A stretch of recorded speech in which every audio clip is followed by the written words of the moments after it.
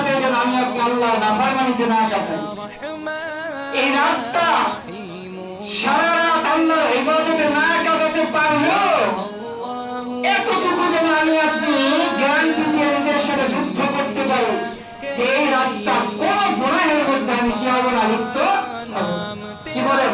সারা রাত ইবাদত করতে পারেন আর না পারেন, এতটুকু ওয়াদা করতে পারেন যে এই রাতটা কোনো কি করবো না, গুনাহ করব না। এটা সহজ না। সারা রাত ইবাদত করতে পারি আর না পারি, এই রাতটা কি করব না, গুনাহ করব।